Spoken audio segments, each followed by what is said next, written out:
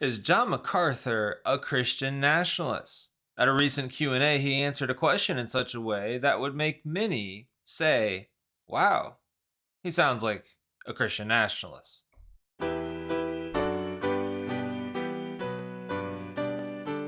Welcome to Truth Transforms. My name's Adam Markley. We're going to take a look at this here in a recent Q&A. It's from a few weeks ago.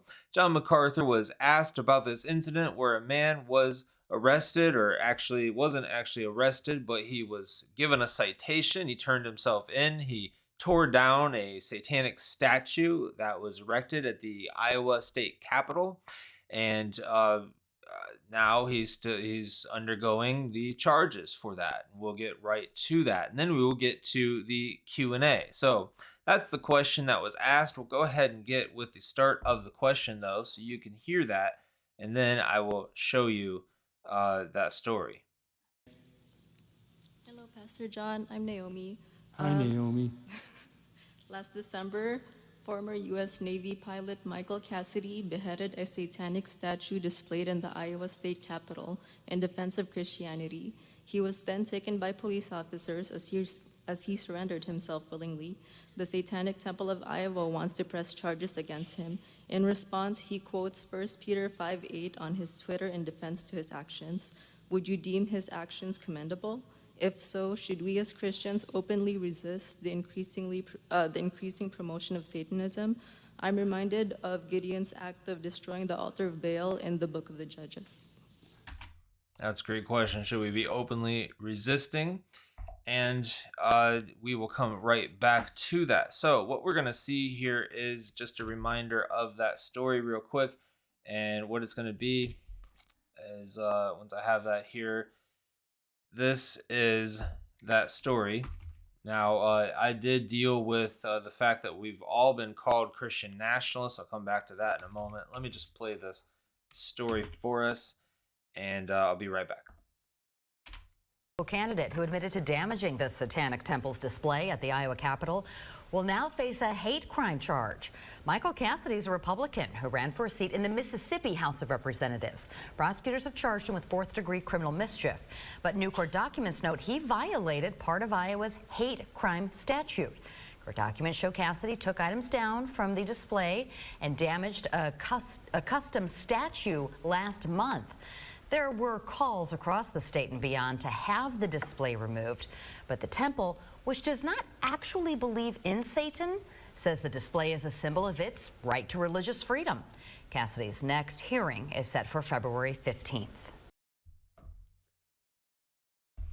So he was charged with a hate crime, and I'm not sure 100% of the updates on that. We're going to get back to the MacArthur Q&A here, but this is just a reminder. This political journalist had said recently, and I covered this in a previous video, that this is what it means, basically. This is what the left is saying of anyone, basically, Christian nationalists. Like, we're all Christians are considered Christian nationalists, according to the left. Watch this. You're going to hear words like Christian nationalism, like the New Apostolic Reformation. These are groups that you should get very schooled on, because they have a lot of power in Trump's circle. And the one thing that unites all of them, because there's many different groups orbiting Trump, but the thing that unites them as Christian nationalists, not Christians, by the way, because Christian nationalists is very different, is that they believe that our rights as Americans, as all human beings, don't come from any earthly authority. They don't come from Congress. They don't come from the Supreme Court.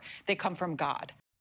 Our rights come from God. Yes, because all Christians believe that. That's what Christians believe, and that's what this country is actually founded upon, that our rights come from God, these inalienable rights. It's right there in the Declaration of Independence, and that is a fundamental truth of Christianity, and it's also built into our Constitution. Well, anyway, that's what we believe as Christians. Getting back to this Q&A here, we'll hear MacArthur's answer, and just a reminder of that story for you. So let's continue here with his answer. Should Christians openly resist tyranny, and what does he think about that situation? That is a great question, and yes, I support what he did. Absolutely. You have to take the consequences if you do it. But that was a noble thing to do. I mean, that was something that he felt very deeply in his heart. I know the whole story, as all of you, of course, do. What are they doing having an altar to Satan in a state public building? That is the offense. The offense isn't that it was removed. The offense is that it was there. But it demonstrates where the culture is, that he gets punished, not the people who set it up. So you have to understand, you can do that. You can do that. But you will have to take the consequences. And the consequences have turned on him. But we see this in a lot of things, that the people who are doing what is right are the ones being punished. That's the nature of our society. No, I think that kind of a noble stand is almost biblical to do that. Okay? Good question. Yeah, that's the world that we're living in now, is that those who are doing good are punished, and those who are doing evil, it is seen as good. Calling evil good and good evil, as has been prophesied. It is a wicked world that we're living in. And that's what John MacArthur had to say about that issue. Go ahead and share your thoughts below, and then hit subscribe, hit that like button. You'll want to follow this channel. I've got more. I've got something else John MacArthur said about Christian nationalism coming very soon. I'll see you in that next video. Well, I should probably answer the question, is John MacArthur a Christian nationalist? No, John MacArthur is not a Christian nationalist. He's just a faithful Christian. This is what faithful Christians do. Faithful Christians obey God rather than men. It's as simple as that. We obey God. We obey the government as well. And when the government tells us to sin and the government does wicked and evil, then we obey God rather than men.